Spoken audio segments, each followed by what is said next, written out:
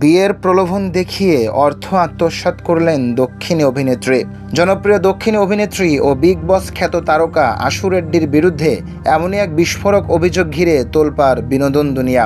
লন্ডনের এক সফটওয়্যার ইঞ্জিনিয়ারকে প্রেমের ফাঁদে ফেলে বিপুল অঙ্কের অর্থ হাতে নেওয়ার গুরুতর অভিযোগে বর্তমানে কাঠগড়ায় এই গ্ল্যামার গার্ল। ভারতীয় গণমাধ্যম সূত্রে জানা যায়, বিয়ের প্রলোভন দেখিয়ে লন্ডনে কর্মরত একজন সফটওয়্যার ইঞ্জিনিয়ারের কাছ থেকে 9.35 কোটি রুপি হাতে নিয়েছেন এই অভিনেত্রী। যুবকের নাম ওয়াইভি ধর্মেন্দ্র, আর এই জালিয়াতির অভিযোগ দায়ের করেছেন ধর্মেন্দ্রর বাবা সত্যনারায়ণ। ধর্মেন্দ্রর পরিবারের দাবি, বিশ্বাসের সুযোগ নিয়ে ধাপে ধাপে তাদের ছেলের কাছ থেকে বিপুল অর্থ, সোনা এবং সম্পত্তি আদায় করেন আশু। অভিযোগ ওঠে, ধর্মেন্দ্র ফ্ল্যাট, গাড়ি কিনলেও সেই সবকিছুই অভিনেত্রী নিজের নামে করিয়ে নেন।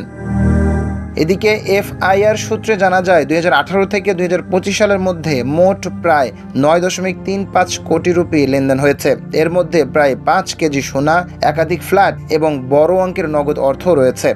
অভিযোগ, আশুর বোনও আলাদা করে প্রায় 50 লক্ষ টাকা নিয়েছিলেন। অভিযোগে আরও বলা হয়েছে, বিয়ের প্রস্তুতিও একসময় শুরু হয়েছিল, কিন্তু হঠাৎ করেই সেই সম্পর্ক ভেঙে দেন আশু। বিয়ে ভেস্তে যাওয়ায় ধর্মেন্দ্র টাকা ও সম্পত্তি ফেরত চাইলে দিতে অস্বীকার করেন এই অভিনেত্রী। এমনকি সম্পত্তি ফেরত দেওয়ার বদলে আশু নাকি রীতিমতো হুমকি দিতেন ধর্মেন্দ্রকে। প্রসঙ্গত, হায়দ্রাবাদ সেন্ট্রাল ক্রাইম স্টেশনে মামলা দায়ের করা হয়েছে।